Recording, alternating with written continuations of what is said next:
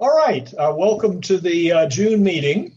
Let's start off by, well, I'll tell you what, let's wait because people join, I was going to ask new people to introduce themselves, but let's wait a little bit, give time for people to log in. Let me give a report on the swap meet. It went very well. I wasn't there, but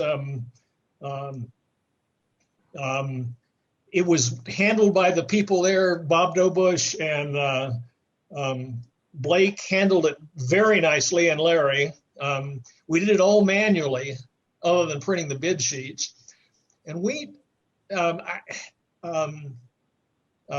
estimate there were probably about 60 people there. There were 40 people bidding in the silent auction, and we got about between silent auction sale, which is basically sets that we wanted to clear out, nothing really valuable, and sale of picture tubes, we brought in about $2,000, which I think is pretty good for our first event. I think we're going to do another one in the fall. And we'll see how that goes. But I think people enjoyed it, getting together for the first time. There were all kinds of people in the parking lot set up and social stuff going on. So it was a good time, I think. Can you refresh me on where that was held? It was June 5th, from 10 to 3. We did have a couple of absentee bidders, one of whom won one of the sets, and so it's being shipped to England.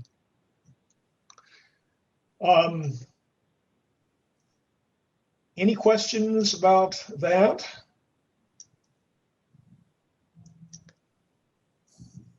All right.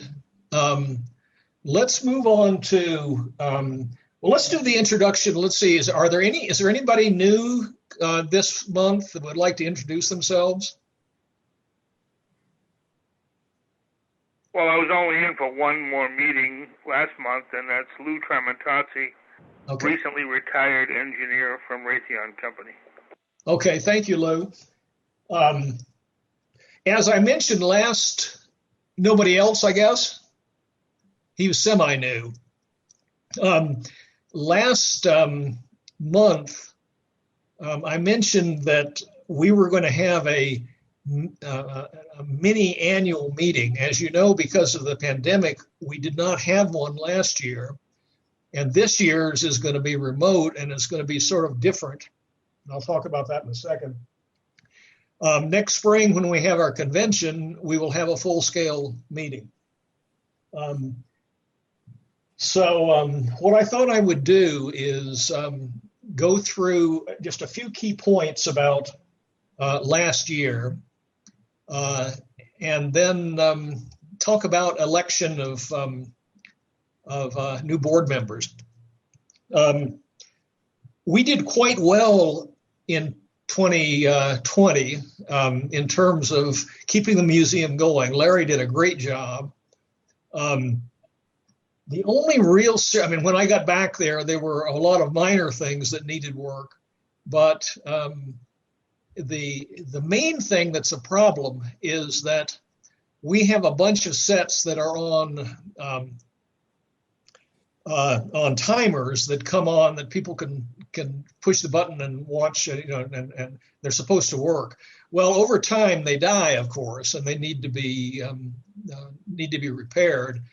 And I got a number of them going in the time I was there, but I ran out of time. And that's that was our major problem with me being away for that long, that a lot of the sets were not on display, were not working. But got some of them going. When I get back in this fall, I will get the rest going. Financially, we're doing fine, even with the lack of having income from a convention. We had income of about $43,000 last year, That's way well down from previous years, and the reason is because we didn't have a convention and we didn't have that income. Our income was $34,000, so our expenses was $34,000. So we actually are increasing our cash balance, and that continues to be the case. We're spending less than we're taking in, which is a nice position to be in. In terms of membership, as we start soliciting for members in December, so we started soliciting for 2021 members in December of 2020, and so we start with 0 in our count at that time, well, not 0 because we have some sustaining members and lifetime members that are counted, but we're up to 147 right now. I suspect between now and December, when we'll start advertising for next year, we'll probably be at I would guess at 160 to 170 in that time. And that includes 8 lifetime members. We have a new lifetime member this in the last month. In fact, a lifetime member is somebody who donates $1,000 in one shop. And we have 21 sustaining members that are paying amounts from $5 up to about, we have one person that's paying $50 a month, automatically taken out of their checking account or put on a credit card. So the membership is going well. We'd obviously like to have more, and with this monthly meeting has helped quite a bit. We've gotten a bunch of people who have never been members, and also some people whose memberships have lapsed that were members back 5 years ago or 10 years ago even have re-upped, which is really nice. Now let me get to the election of board members. We have 2 vacancies on the board right now. And the way we have decided, again, this is unusual. Normally, we would do this at a physical convention. But since we're not having one, what the board decided is that we're going to solicit members, our 147 members, for asking them if they would like to be a board member. And if so, to write a brief paragraph on why they'd like to do that. And then the board is going to set up a committee to look at the applicants we have. We may only have 2, we may have less than 2, but I think we should have at least 2. And look at the qualifications and what the people have done that have asked, that want to be on the boards, what they have done for the museum. We have some people who are not on the board that have been extremely active in helping the museum, and come up with recommendations, and then send a ballot out by email to all 147 members, who can then vote on those people or anybody else they want to vote on, and then we'll tabulate them and they'll be our new board members. So that's the process we've come out with. So if you are a member, you will be receiving an email in the next few days with asking you about whether you want to be on the board. Any questions about that? Steve, I was just wondering where you're located. Columbus, Hilliard, Ohio. Oh, so you're right there in town. That question is, I am in Colorado right now. The museum is located in Hilliard, which is a Columbus suburb. Now I understand. Right. Yeah, Zoom makes it possible to be anywhere, doesn't it? Steve, is there anything on the website that details what a board member does? That's a good point. We have there in the bylaws there is a description of the board member's responsibility. I'll include that in the email that I send out. Basically, you have to be a member. You commit to 3 telephone and 1 physical meeting a year. This last year was all telephone meetings or Zoom meetings. So starting next year, we'll have the one meeting at the convention and one live meeting at the convention, and then 3 telephone meeting, one every quarter.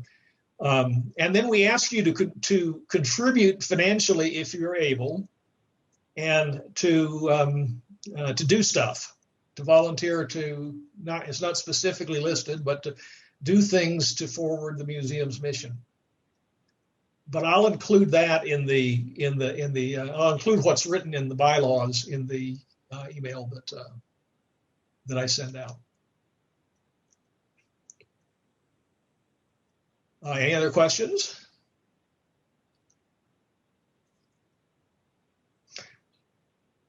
Okay, then let's go ahead. We do have, in coming months, we do have presentations lined up. It's just that these last 2 months, for one reason or another, people were not able to do it. So we expect shortly to have some more interesting stuff, maybe tours of other people's collections and things like that. But for this month, we are going to again have a tour of a little bit of the museum that I haven't covered before. And this is what I'm going to do this month is, I think in past tours in the monthly meeting, I have hit sort of the highlights, the rarer of the sets we have. This month, I'm going to look at American post-war sets that are not so rare maybe, but they're interesting for one reason or another. And I think, Larry, I see you there. He's waving.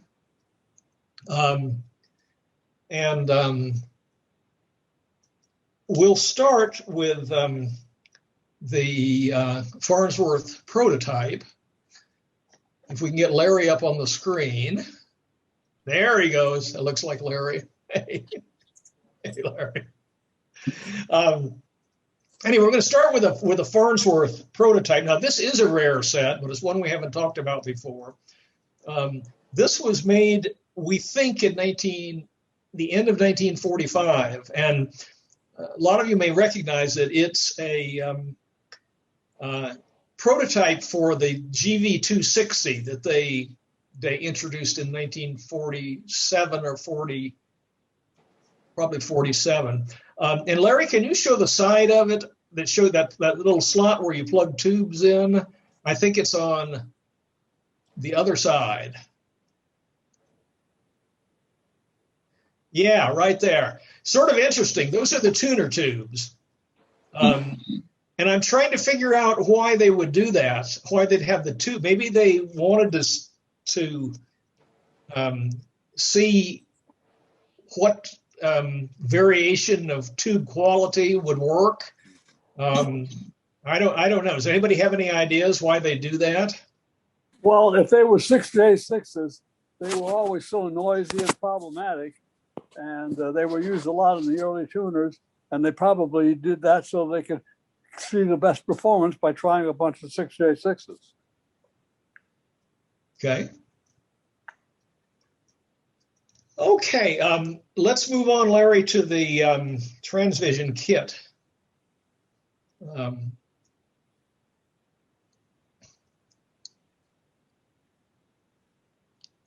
Now we have a bunch of, if you notice, we have a bunch of kit sets, mostly 7-inch, but we also have a 10-inch. But these were in all different varieties. Some of them were in cabinets that were sold by Transvision, and some of them were in other cabinets. And this one in particular is a Telekit cabinet. So they, and I don't know if there's I've always wondered if there was a relationship between Telekit and Transvision. They seem to come up together sort of frequently. And let's move down to the Sightmaster. And this is another set that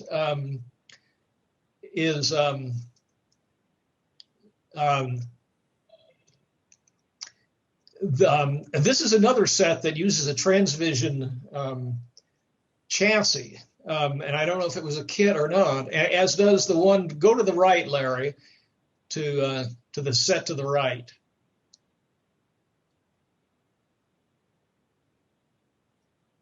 Larry, there you go. Yeah, right.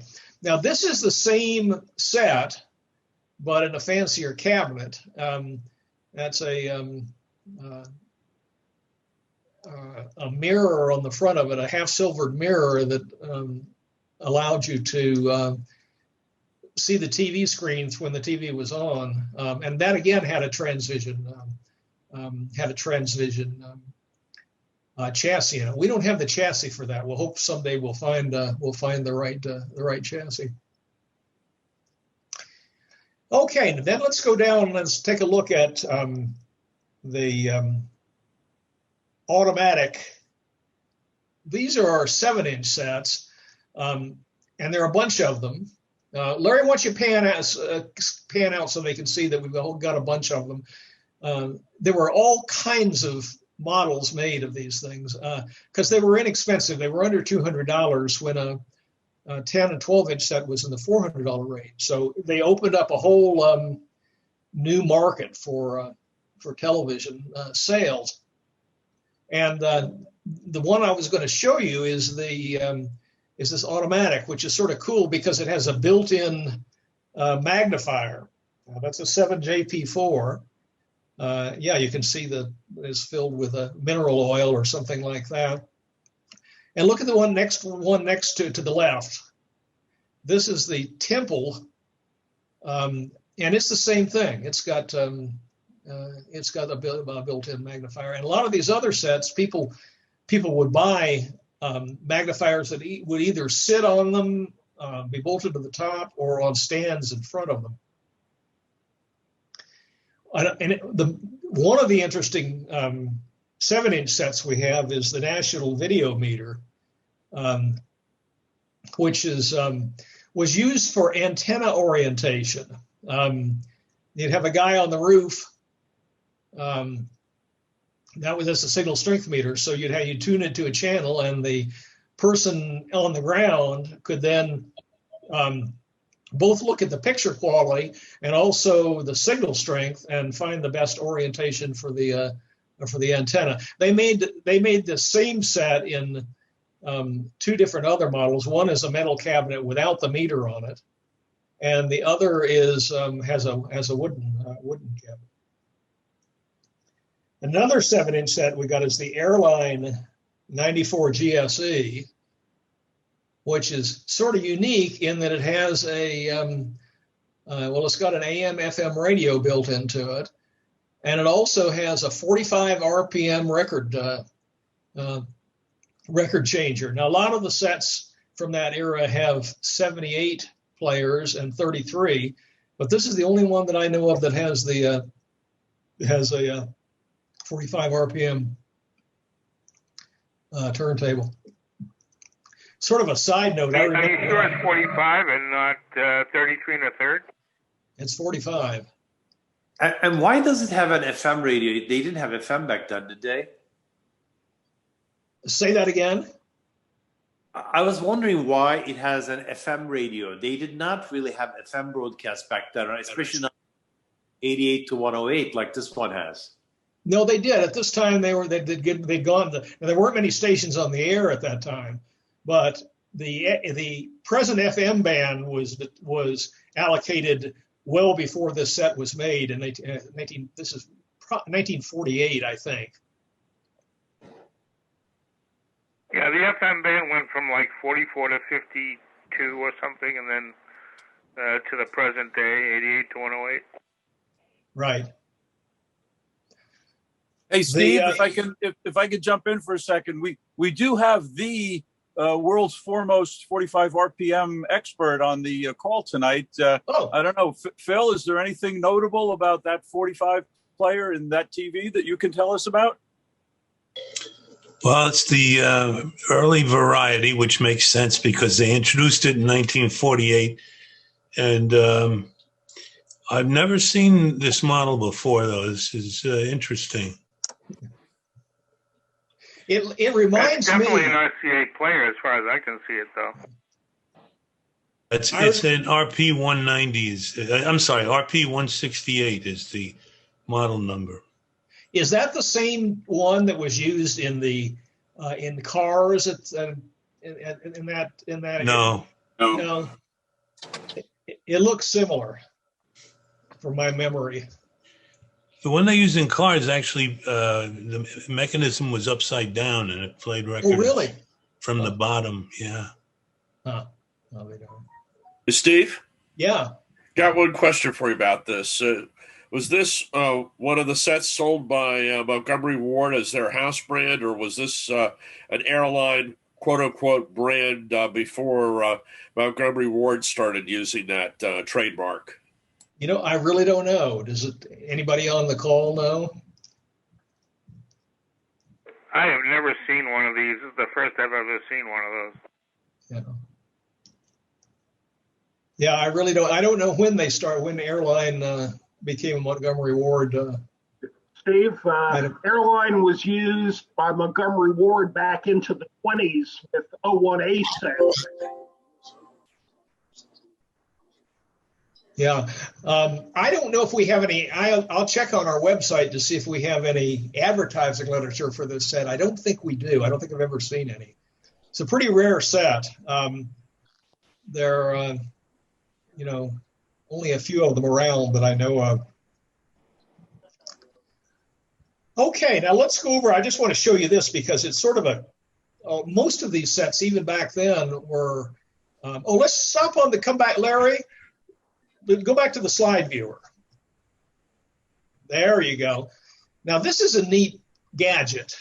It's a stereoscopic slide viewer, and it was given to Motorola radio dealers that couldn't afford to have or didn't have the space to have all the different models of Motorola TV sets that were for sale. And so they gave these dealers these things and a set of slides with all the different models that were available. We don't have any of the original slides, but we had somebody a while back that was a collector of these of stereo photos who made us some, and it's sort of neat. Go across to the Philco. Most of these sets, as you notice, are boxes, but this one I've always liked because it is it's a sort of a modernistic cabinet. Probably I would, if I had to guess, if I didn't know it was from 1948, I would think it was a 50s cabinet design, but it's pretty interesting. Steve? Yeah. While you're on that, my parents had that set. That's a 1948 Philco. It looks like a split-level house. Split-level houses were new back then. Yeah. And the tuner I lived in Philadelphia. We only got 4 channels on it. It was set up. It was built to only tune 3, 6, 10, and 12. Really? Huh. Now, that looks like it's only got a few channels on it. Yeah, right. This is Chuck. I always look like a relatively expensive set. Can you hear me? Yeah, go ahead, Chuck. Oh, that design was made so that it could make the cabinet overall slimmer. If you notice, that picture tube was brought forward and it's raised up so there's room for the chassis underneath it. It really was a design to make it more compact, and it was really futuristic at the time. GE made a clock radio that looked like that at one time too. Huh. Right. Speaking of Larry, why don't you move down as you're going down to the other end of the hall? Go stop at the Crosley Swing of View, just on the other side of the entranceway.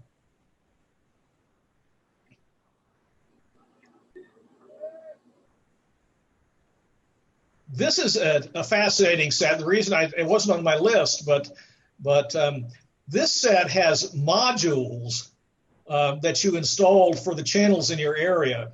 And I don't know how many, I can't remember how many channels you could have, but you would buy them with the channels.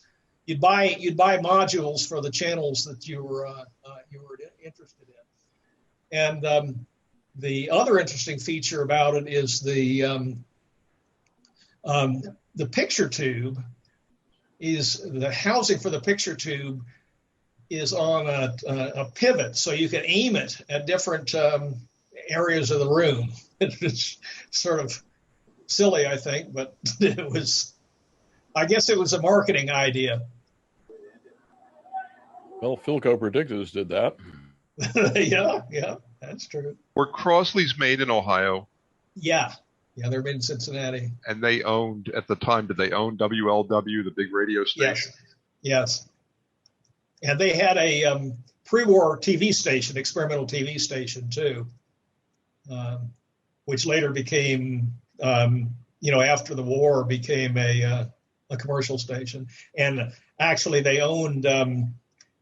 They owned stations in Columbus, Dayton, and Indianapolis, in addition to WLW, and they put in their own microwave network to tie them all together. A lot of the programming was originated in the early days, from Cincinnati and delivered to the other stations. Steve, I'm sorry, we just want to say this set was also used, that swivel, so the cabinet looks like it was probably a cabinet for a radio about that time. And that way they didn't need to use the depth of the tube. As you can see, it was much deeper than the cabinet. Well, and it rotates all the way in too. Yeah, well, then it lays flat when it rotates all the way in, so it's not as thick. Right. Yeah. But I think they were trying to use up cabinets that had probably been designed for radios before television. Could be. Combination radios. Right. Or that may have just been a thing with their guys, because I have a Philco oscilloscope where the tube stores side to side, and then when you use it, you have to swivel it so that it points out. And why they went to all that complexity is for that little bit of gain in space is beyond me. Steve?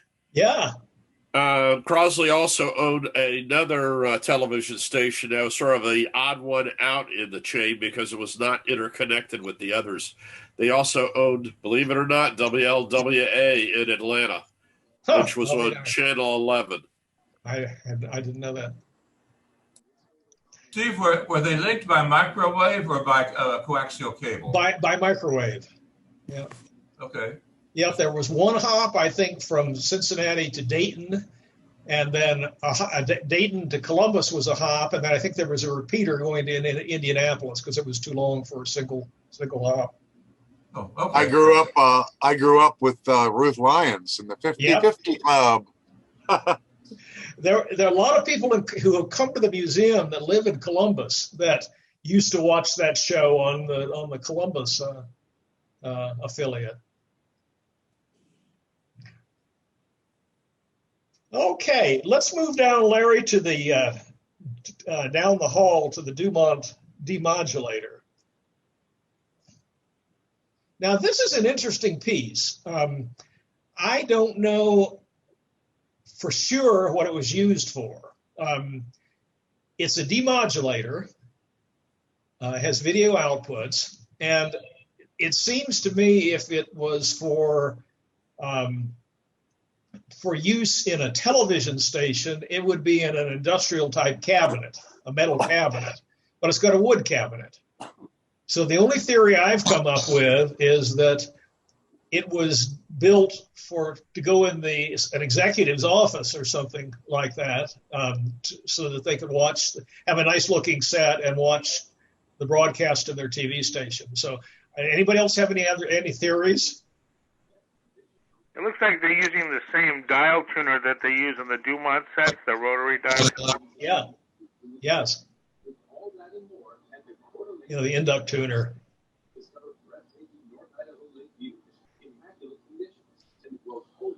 Steve, do we know what signal level that box put out? Would it be 1 volt peak to peak like we use today, or was something else present? At that time, 1 volt peak to peak was standard, so I think I would guess that's what it put out.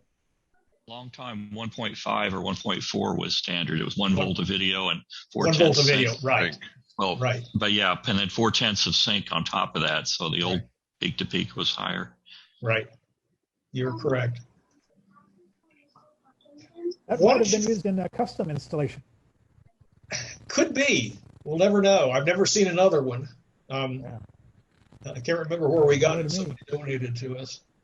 Maybe another Philco predecessor of the Predicta Tandem. Right. Okay, Larry, let's go across to that Bowers set.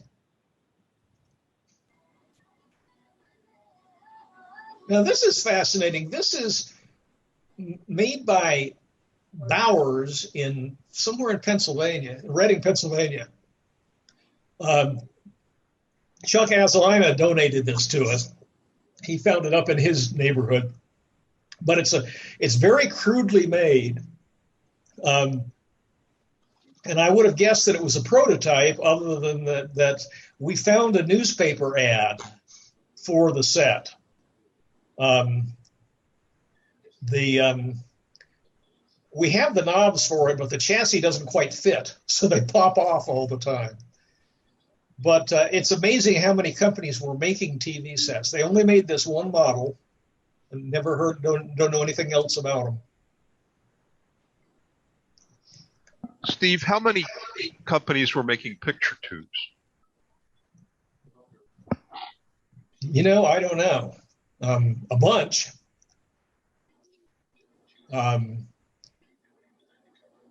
Anybody have Raytheon, Sylvania, Itron, who else? Zenith, Roland. Yeah, Roland, yeah. CBS. CBS, yeah. Tensol. Dumont.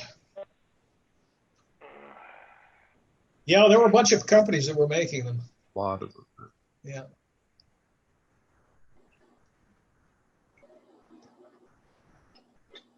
Okay, there was a comment about Bowers here that just popped up. For Mark and Kay, saying that Bowers also apparently made a booster about the same time. I've seen the ad, but not the actual unit. So they made more than one product. Do you know where Bowers was located? I mean, I have never seen one of those ever. Reading, Pennsylvania. I wonder if it's battery powered. The TV set isn't. Hi, this is Mark Thierbach. Yeah. I also have one of those Bowers TVs. Do you really? Yes, I picked one up on eBay maybe 4 or 5 years ago and actually restored it and got it working. It's just as you say, the chassis is so incredibly thin and flimsy. I had to use a piece of angle bracket to keep it from collapsing when you try to pick it up. And I've seen ads for Bowers radios too, so they definitely have 1 or 2 radios for sale. Gotcha. Okay, let's go into the projection sets. We'll take a look at a few of them.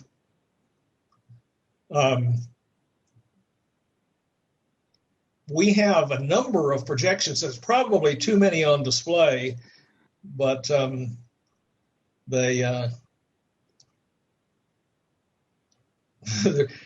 this set, these sets were made in the late 40s. And they were used in bars and clubs. And for a time, companies like, this is a U.S. television model. For a time, they had a good share of the market until RCA entered it with their sets. And then these companies all pretty much disappeared. I think this set, in my opinion, probably wins the title for the ugliest set in our collection. But maybe in a bar it was okay. The pictures on these use 5TP4 projection tubes. Some of them use the RCA, some of the later ones use the RCA optics, which was a parabolic mirror but some of them, like, why don't you go to the next one, the Telecom set, Larry? The Telecom set and several others actually use just a lens and a mirror, and they're incredibly dim. This is a kit set, by the way. We have the assembly manual for it. It's interesting that they would make a set like that as a kit. But these were used in, all over the place. They're pictured. We have one. See if you can find the one, Larry, that was in Mike Fink's bar. Can you find that? It's on the other side, same row. That first set showing that I call it the bar set. I restored one of those, and that set just used a 5TP4, but no barrel. It was direct, just mirrors up to the screen, and it was pretty dim. It was pretty dim, and it was big but dim. But in a dark room, you could see it. Looked pretty good. Yeah. And it was a well-built set. The chassis was designed and engineered by some engineer. The wiring was so neat. It was a beautifully built set. This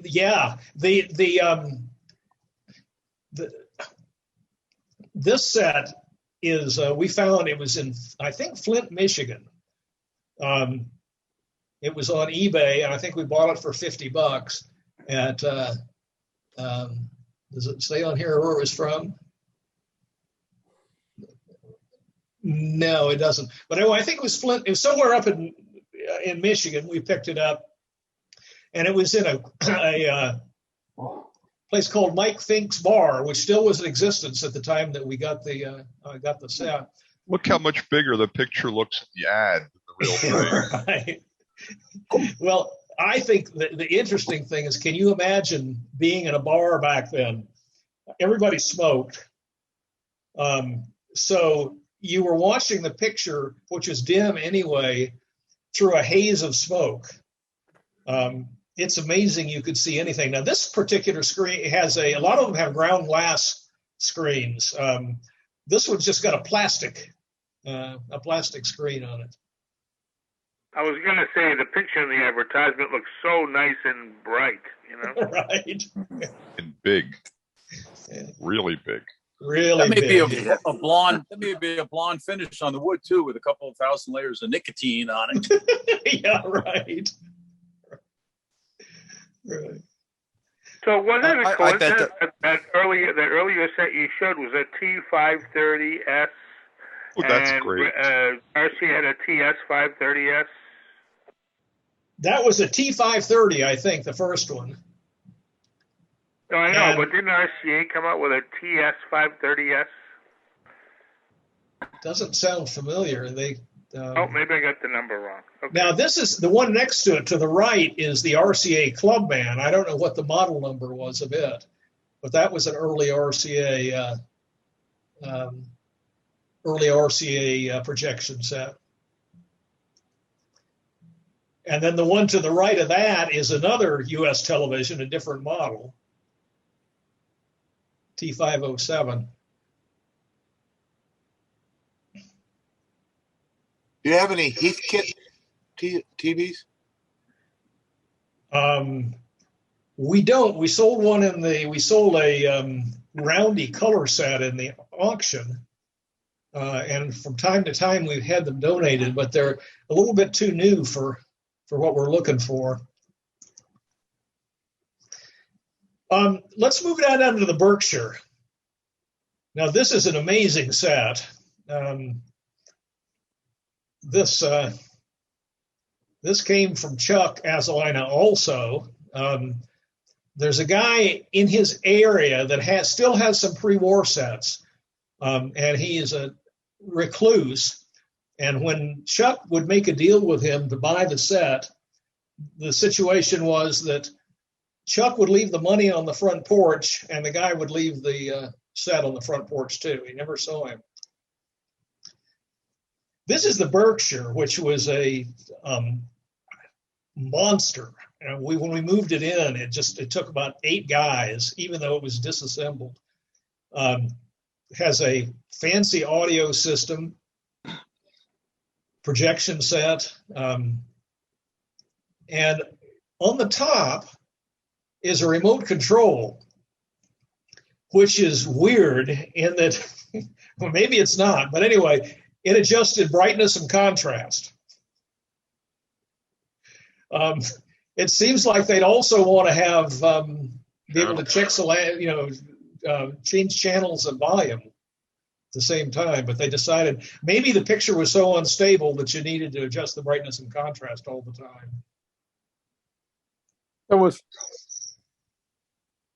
at that great. time there was probably only one channel broadcasting in most areas. Yep, right. So terrific audio and lousy video. Yeah. Right. This is great camera work here, by the way. Well, you think her. Larry appreciates compliments. Yeah, he does a good job. Okay, let's move down to the Majestic, the next road, the south end of that row.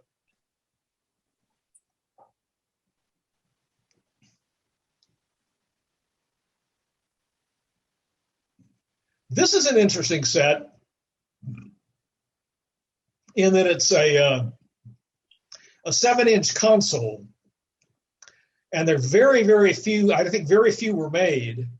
Look at the size of that cabinet for the picture you get. I just saw something similar on Craigslist, by the way. Really? They're very rare. 7-inch console, yeah. Well, this is a 7-inch. 10-inch consoles were more common, but they were not terribly common. But this is I think there are only a couple of manufacturers of these of the 7-inch consoles.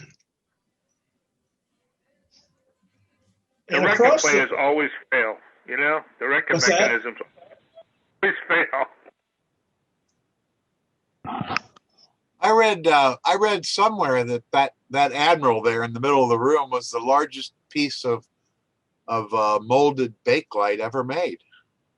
That's true. We have a picture of the mold on our website, and it's about 30 feet tall. And you can imagine, the pressure that was needed to make the thing. 30 feet tall, unbelievable. Yeah, right. I have a 1950 Admiral in my living room here working, and it's all Bakelite. Yeah.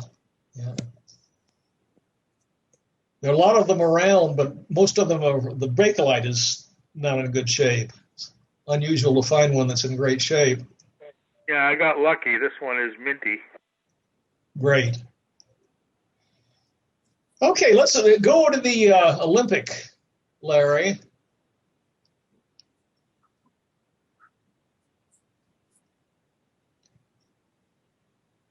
Now this is an interesting set. It was used. They sold this as part of a hotel system, where it's not a complete set. It doesn't have a tuner in it. And I can't remember how the video and audio were distributed, whether it was IF frequencies or what, or if it was audio and video cables. But they had one central head end where they received the channel and they sent it out to these duplicators they were called in individual rooms. Maybe that used that Dumont tuner you were showing before. Yeah, they could, couldn't they? Right. And right next to it is an interesting gadget that we picked up some time ago. This was advertised that you put it in front of a 13-inch, by that time probably color, set that would sit on that platform, and all it is a giant lens that would project it onto a screen, so that you can have right. Yeah, right. So you can imagine how well that works. Shut all the lights off in the room and get your goggles. Exactly right. Your night vision goggles. There were tons of those sets made when the little 11-inch and 13-inch color set table models were made. Were there? twin Fresnel lenses on it, and it didn't make a bad picture. Actually, it was pretty decent in a dark room. Huh.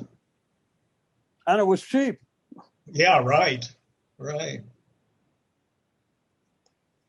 Well, and the final thing I wanted to show you tonight is the AT&T picture phone.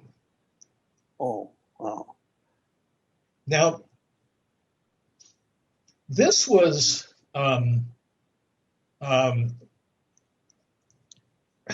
it's actually on loan to the museum from Richard Deal. He's got a website, and he there it is there, but he was rebuilding this and trying to get it to work. And in the process, he accidentally applied the voltages in reverse to it from the power supply. I hate it when that happens. And this has custom chips that were designed by AT&T, which of course were destroyed, which ended any hope of this ever working again. Sad story. That's a late model, right? Didn't the picture phone come out a lot earlier than that? Yeah, 64 at the World's Fair. Yeah. That's what I thought. Yeah, and what's that? That's a 68 model, right? 69, it said on your... 69. Yeah. Did they have that in any other cities than just New York and Washington? I don't know. Because I remember it being... Did they loan one to the Kremlin? They had one office in Chicago.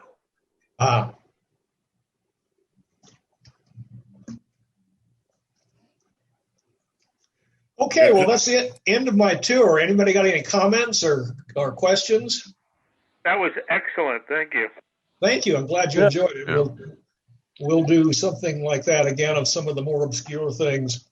Yeah, Steve, I got to tell you, I mean, I'm hardly unprejudiced here, but I've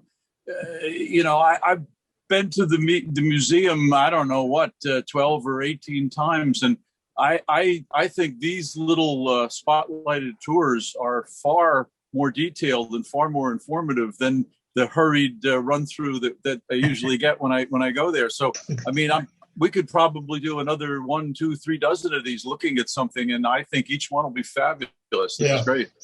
Yeah, I agree. That's a great idea because we all can't get there. So that'd be a great thing to do.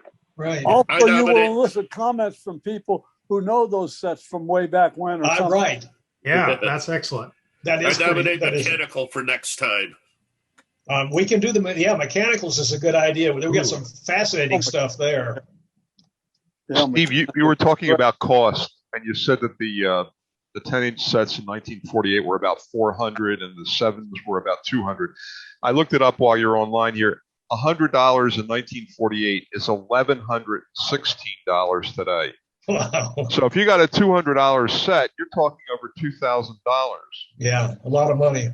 And that split level Philco, that 1948 Philco was a Philadelphia company, which is where I'm from, and you had to have an antenna installed on your roof. It was part of buying the set. They didn't want you to get a lousy picture because they knew you were going to be the advertisement for them on your block. Right. So you got a roof antenna, and I think the total thing was $460, my parents told me when I was born. Wow. Yeah. Which was a fortune. RCA tried to do that too. They mostly sold sets with RCA Service Company installing an antenna. Right.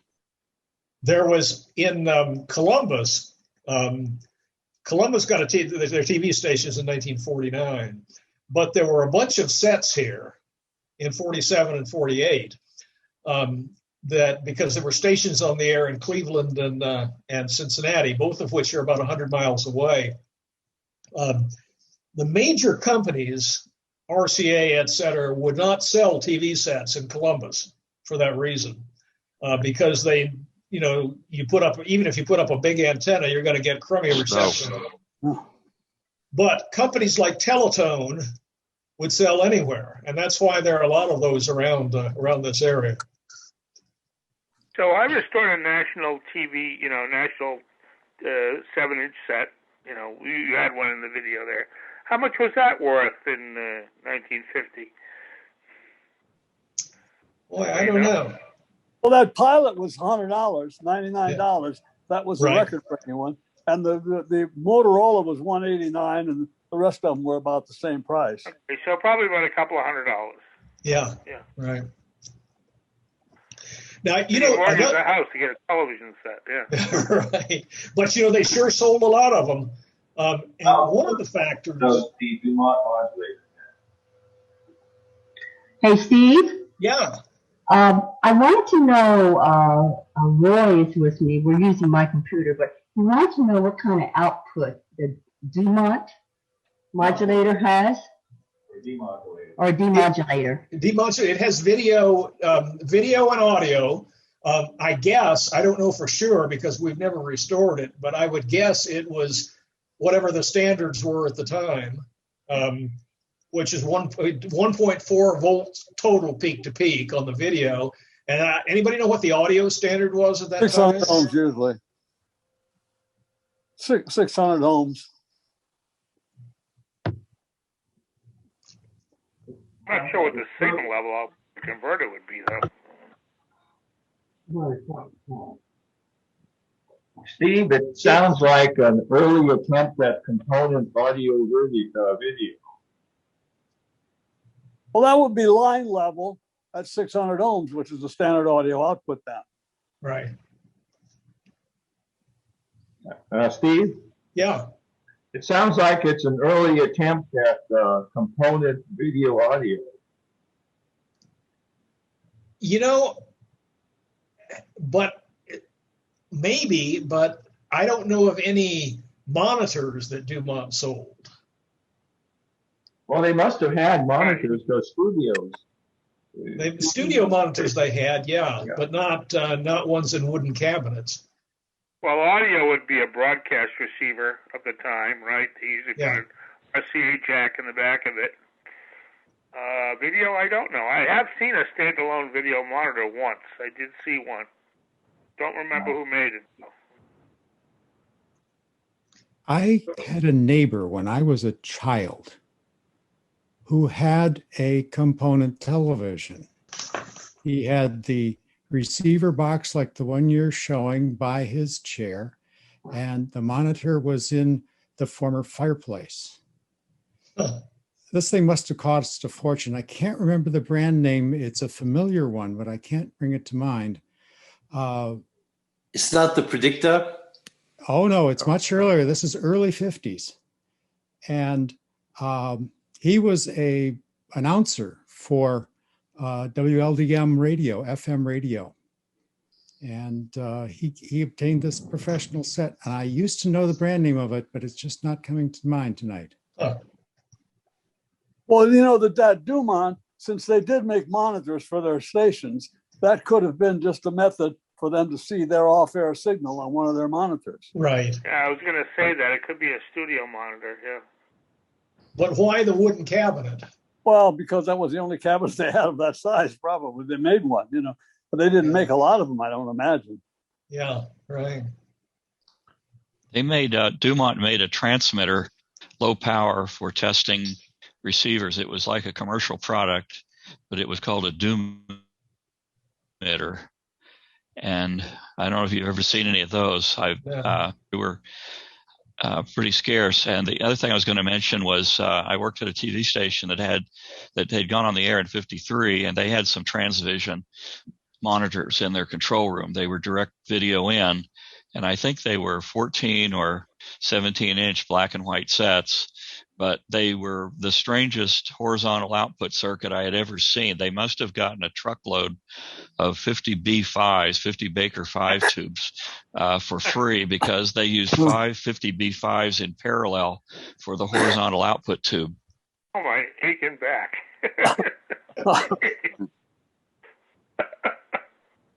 Steve, when Larry was in the 1940s room, he swung by the Muntz banner, Muntz TV. Yeah.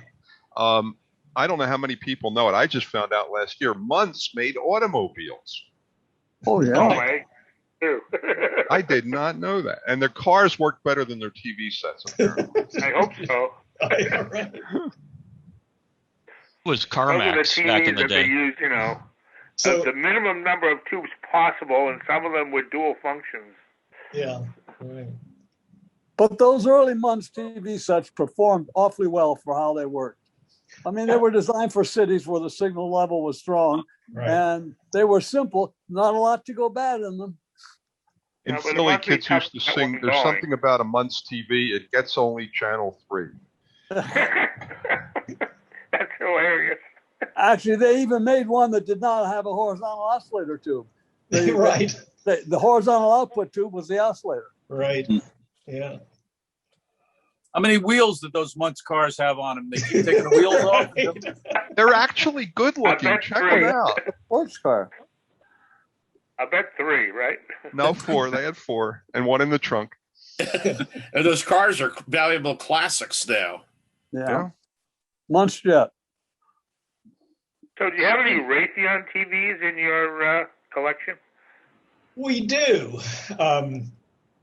We have a one, I can't remember the model number, but we have a Raytheon 12-inch. I think we have a couple of them from 1949. And we have, of course, the 15-inch Raytheon color set that we got a couple of years ago. I was just curious. Yeah, I restored a Raytheon 12-inch 1948 in blonde wood. Yeah. What year is the Raytheon color set? 54. Okay. It's one of the candidates for the earliest color set sold.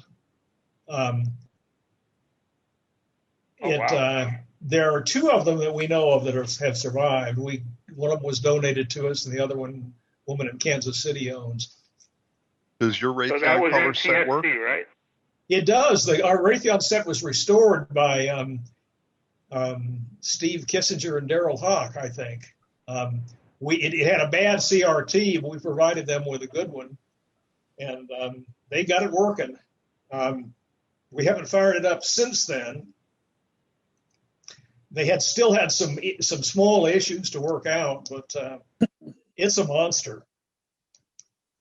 And the CRT, is it a Raytheon CRT or an RCA? No, it's an RCA CRT. Okay. As was. Speaking of CRTs, I'm a member of the California Historical Radio Society, and some of you may know one of the TV guys out here, and he was wondering if you happen to have a 3KP4 spare for the Nobody's got a 3KP4 square. pilot, the pilot TV. Yeah, no, we have laughing for good reason. we have a spare, but it's not for sale. The 3KP1 will give you a green screen, and it's a little cheaper. The 3KP4 that's are worth the price of a pilot. That's what's in there now, and nobody likes it. Yeah, they're very, very hard to find. There might be a 3KP7. Wouldn't that work too? I think I did that once. Not very well. That whole in single place. P7 has got the dual phosphor.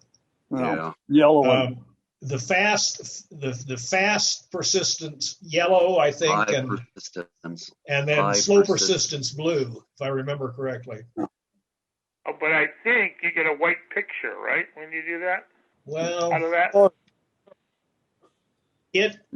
It's weird. We have our earliest set electronic set that we have is a Kosser from 1936 that had a bad CRT in it, and we bought 4 radar tubes from England that were the same shell, and they were all P7s. They weren't really P7s. They were some variant of a P7, and we found that one of the 4 tubes actually produced a decent picture as long as it wasn't moving. That's it. Oh, I did a similar thing with a 7JP 7JP1 and 7JP, I think it was 7JP7, now I don't remember. But It was a radar tube, and I plugged it into the set, and I got a nice white picture. And the only thing you noticed was a very, very slight yellowish tinge on the edge of figures, but it was hard to notice. Hmm. And there's millions of those around. So. Yeah. So it worked for me. Well, yeah, good. Steve, two items. This is a October of 1950 RCA console, a TA-169. In the upper right-hand corner, it had a 45 RPM. Oh, really? Record player. And then the lower left, a 7833 player. The drawer pulls out. Interesting. And a more recent item, we purchased and had built a home in 1971, and it was pre-wired. The telephone company came out and pre-wired it, and you open up a access point, and there would be probably 6 or 8 pair wadded up and stuffed back in. It was pre-wired for the telephone system, the video telephone system. And if you build a house in that era, if anyone else is in the Columbus area, they probably had the same thing. Maybe they didn't know why it was bundled up, but they must have spent a fortune pre-wiring houses. These houses were in Amherst Village in Westerville, but I think they were all pre-wired for video telephone. What year was that again? 1971, and also another house we bought in the same area in 1974. Oh, that's interesting. Wow. What was the cable? What did it look like? Just audio cable, multi-color coded, but probably... Maybe that was for phone. Maybe it was telephone cable. Could be 4 wires or 3 or 2 even. How about you would not typically do 6 or 8 pair wadded up? You know, well, you would have every room you'd have a jack, and if you had 6 rooms, then they would all come to a common point. That was the way we used to wire with intercoms and stuff.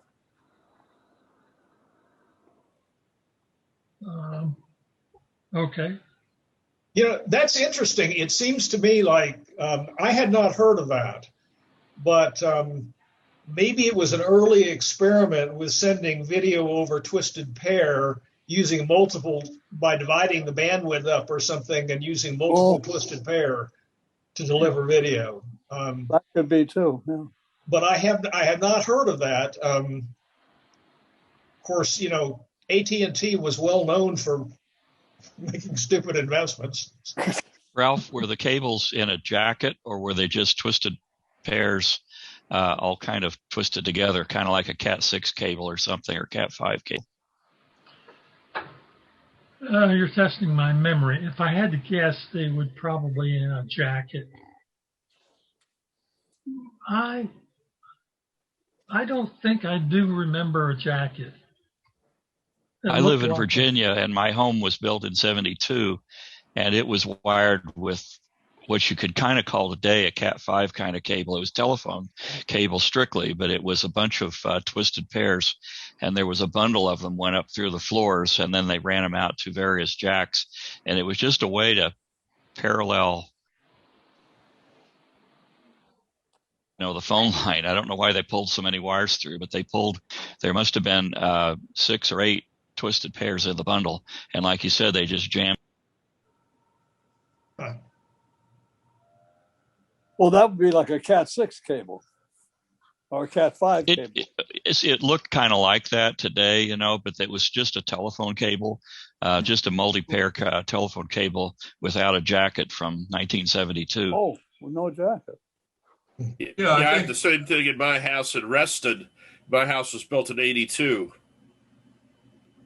I think that probably that was just putting multiple phone jacks in various rooms. That's what I thought it was for. Yeah. Does anyone know if the AT&T video phone system worked over conventional phone wires? I don't think. I think it probably had to be a pretty good communications channel. Yeah, it did. It required 1.5 megahertz coax. Yeah. So you can't just send it over. The old timers in the TV business told me that they used to run video over the conventional phone pairs from the central office out to the station. Like if you had a TV station downtown, they would take the signal off the microwave system and they would just equalize regular phone pairs, and they didn't go to 4 megahertz, but they went somewhere and they had an equalizer that would do that. And this was before they were running coax cables to places. And I know when I was working on network TV in the 70s, the phone company used the 120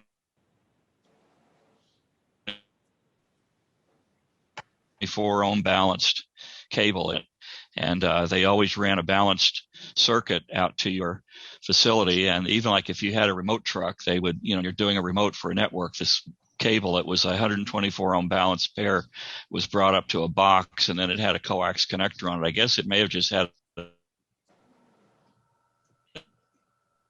transformer in it, but like I said, the old timers told me they started out just using conventional twisted pair phone lines. That must have been,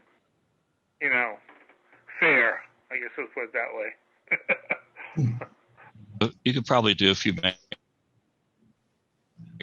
Yeah, maybe that. Yeah. Megahertz on it if you worked at it with a coax.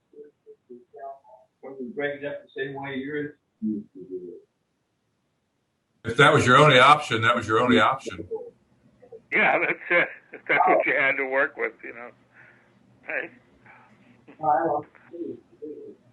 Can we see Wayne's spectacular background again? He's got that 21-inch RCA back there with a wonderful world of color on the tube. Yeah, I like that too. That's memories of watching Walt Disney on Channel 4, WBZ. Hi. Yeah, there it is. That's beautiful. All right, there it is. Whoop. That's one reason why color came in was to, Walt Disney took advantage of the color option, Once in a while, I still say when somebody's speaking, I say, they're coming at you live and in color. And most people don't even know what that means now. I know. This program is being brought to you in color. Live and in color. Live and in color, yeah. Living color. Or something like that, yeah. Or compatible color. Oh, compatible color. There we go. Yeah, At least they really jumped the gun on that one, didn't they? Well, Disney started out on ABC, and the deal was he'd provide them with programming, and they'd provide him money to build Disneyland. And he was with ABC for a long time, but they really didn't get into color. And NBC, of course, had pioneered compatible color, and he switched to NBC. They wanted to sell color sets. Bonanza was helping. That had begun in 59. And then he came on, and I believe it was 61 with A Wonderful World of Color, and that really helped to push color sales. And by 66, all the networks were doing color at night. When the Beatles were on, my father bought a Zenith color set in 1970, and two big burly guys brought it in, I think it was in early American Furniture, and set it up in a corner. And then the guy came, turned the set on, let it warm up for a while, and adjusted all the colors. And then he said to my father, "And don't move it." Right.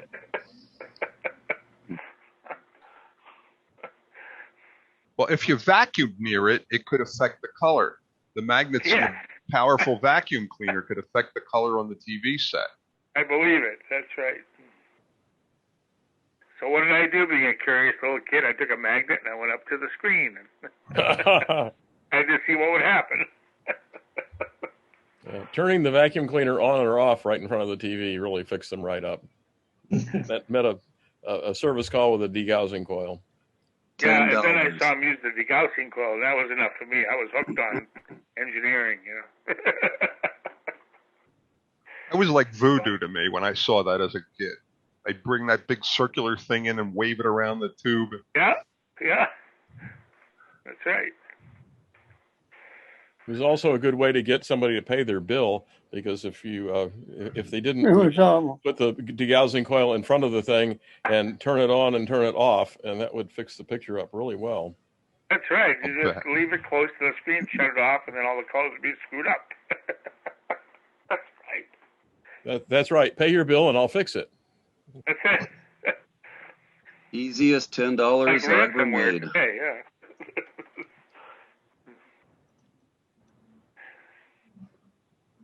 Guys, I got to go. The tour was really excellent tonight. I really enjoyed looking at all those sets. I appreciate that. Nice. Lou Trump. Thanks. Glad to hear it. Look forward to the next meeting. You were mentioning before that the 1949 RCA consoles had two record players instead of one, the 45 system and a 78 record player.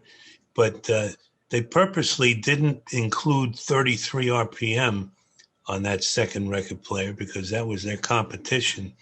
Yeah, that was CBS Columbia. Yeah. Yes. That was Goldmark, wasn't it? Yes. Goldmark. He did that. Yeah. So it wasn't until 1950 that they started including 33 RPM on the second record changer, when they finally decided that they were all going to make 33 RPM records and sell them. But you remember they had those small 33s that looked like 45s? But they had small. Yeah. They tried to go up against the 45 RPM with those, and it was a failure because the 45 played on a automatic changer, and those 33s did not at the time. So. Oh, there we go. I wonder how many 16 RPM records were ever really sold. I know this is diverging a little bit from early television. I have a collection of a set of 4 that were of Shakespearean sonnets. And let's just say the audio quality was non-existent. No, but they had some educational records like that, yeah. I think they were mostly used for talking books. I had an great aunt actually, who had serious vision problems, and she would get these 16 RPM records and listen to them, somebody narrating a book. So I guess it worked for that, because, they could get a whole bunch of time on it, maybe, 45 minutes or an hour. Believe it or not, we have in our museum, I don't know where it came from, an 8 RPM record player. I provided that. So tell us. That sounds just terrific, Yeah, 8 RPM. You could imagine what that sounds like. That's exotic. Yeah. In the 60s, nice tour. Thank you. Yeah, thank you. In the 60s, I worked maintaining a FM station that had background music channel, and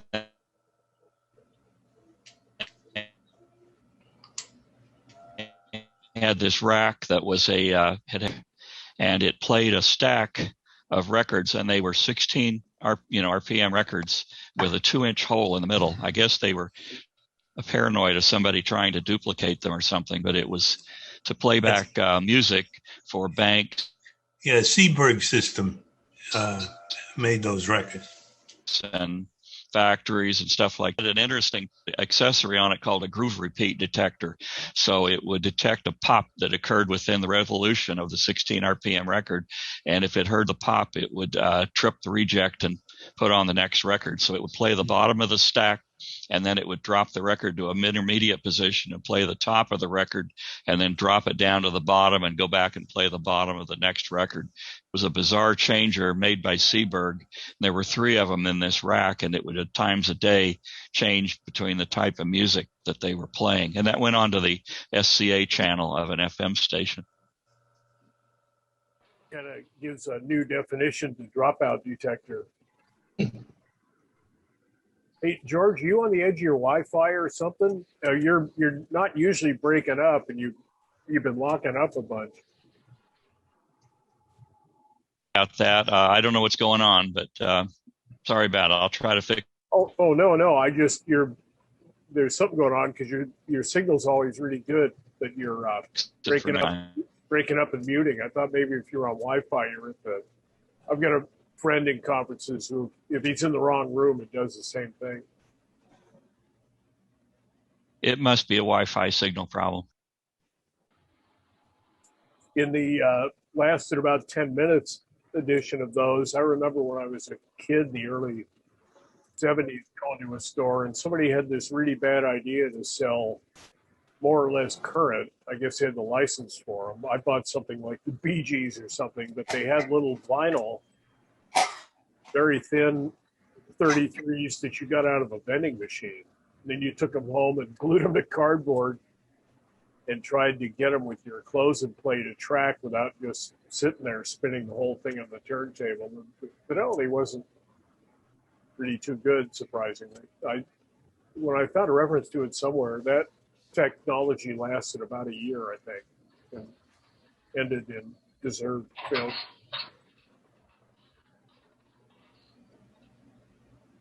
They must have really thought that 16 RPM was going to take off, though, because during the 50s, just about every record player that was a multi-speed had that 16 RPM position that nobody ever used.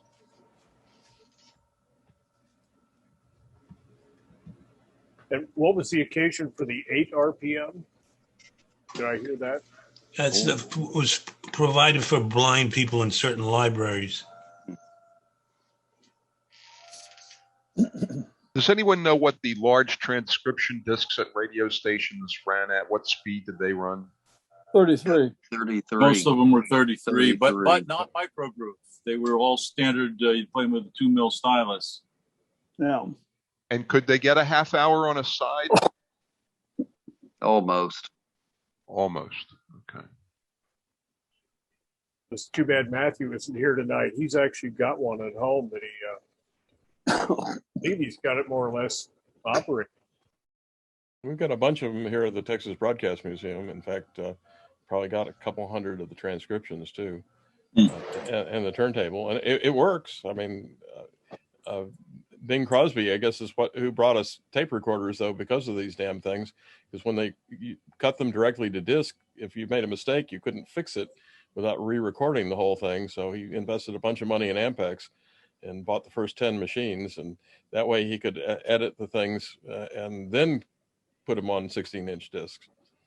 Yeah, I think that was more it. He really liked having the control and tweaking the programming. He started that with the Philco Radio Hour, apparently.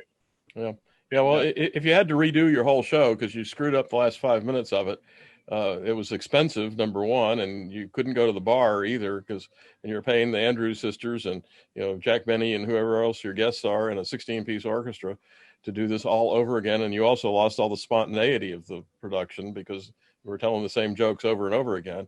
So tape was a wonderful thing for that. They still distributed a lot of the shows on the transcriptions.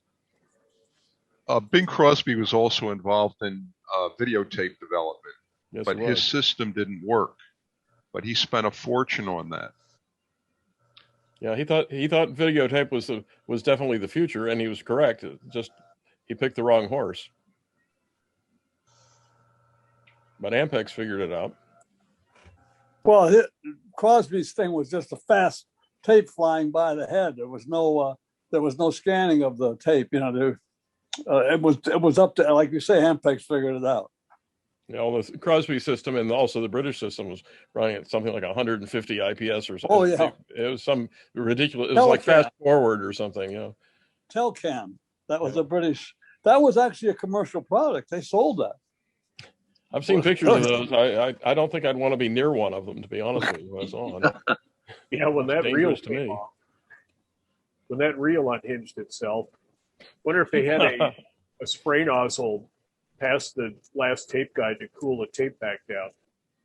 That's a good point too. I hadn't thought of that.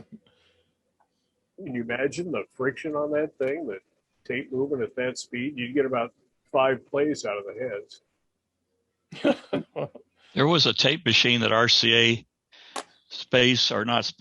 RCA Missile Division built, and a friend of mine was telling me about it. He was on some island out in the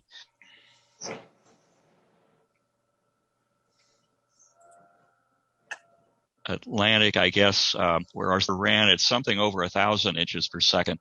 And it had, I forget how many miles of tape on these reels that were about 4 feet in diameter.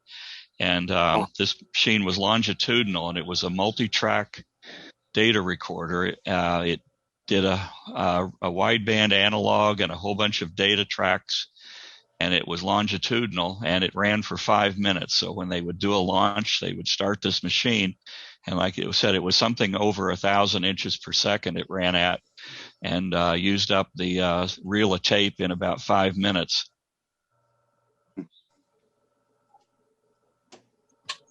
Sounds like a lethal weapon, actually. So, and it wouldn't have worked with on videotape. You've got things called sync where you can hide switching and stuff for that rotary head, but on an audio recorder or this kind of thing, there was no place to do it, so they had to use longitudinal back in that day.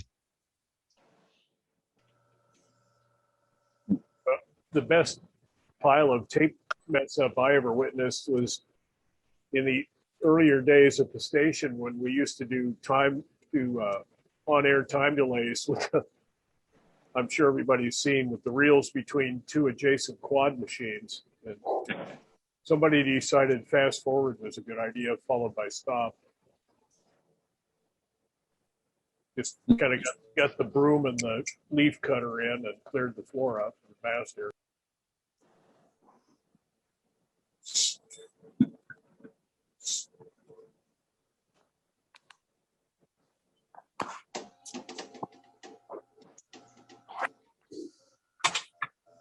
Going sideways into the video over Twisted Pair, we used to go down and set up the remotes for the away games for Seahawks. I did a bunch of them at the old Century Stadium, and one year a local union that will go unnamed, NABET, was on strike, and there's a big tunnel underground between the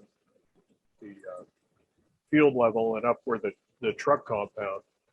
And they went in and guillotined a bunch of the video lines. So NBC, the network, of course, it's their remote. So they got there first and grabbed all of the video lines. So I had to shove our video up fortunately more or less shielded, but I guess good quality Twisted Pair. I had to stick a humbucker on the outside, but I shoved it uphill with a active DA, and it actually worked. It was a lot better than going all the way to LA and not being able to do a post-game show because of a dispute.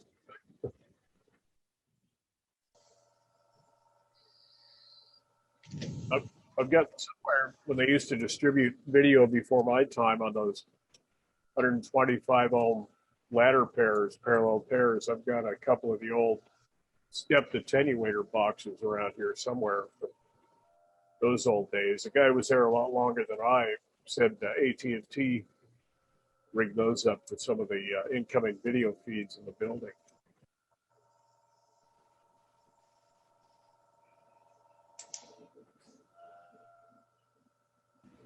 Did we lose Steve? I thought maybe he was trying to bust in audio. He probably needs an excuse like last time to just go to bed. He's in Colorado. It's still early in Colorado. Yeah, it's only 7:30 here. Well, last meeting, didn't you? I met you were having machine troubles, I think, Steve, didn't you? And after about the third time of trying to get back in, you just Oh yeah, I don't know what that was. Can't remember. Hey, is anything going on with the city wants your building thing? No news.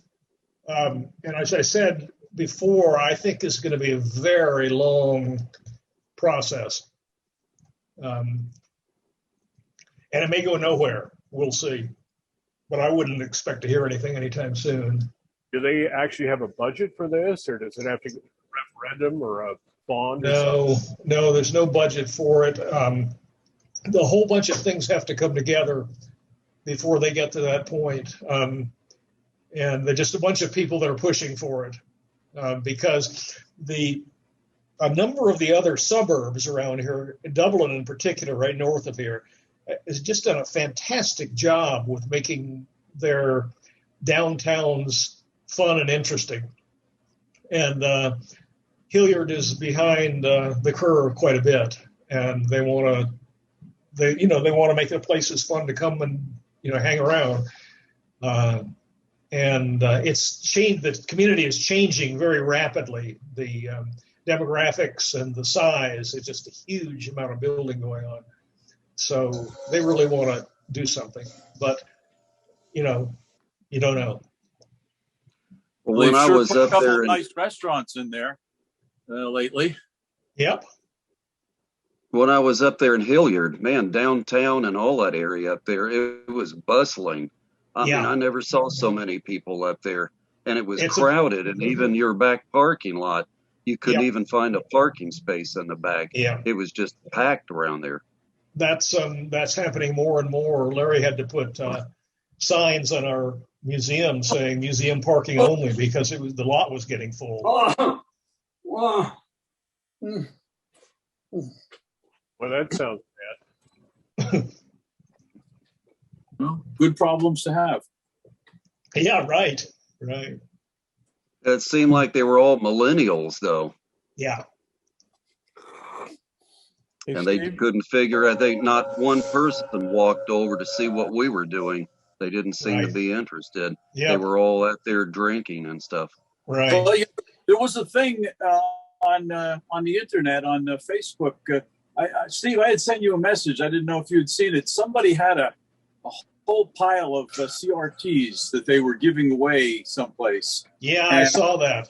Yeah. Well, it's funny how that played out. Somebody went and got them. For the price of $0.00, I guess. But just as we know, taking ownership of a couple of hundred CRTs entails some expense, no matter what. Right.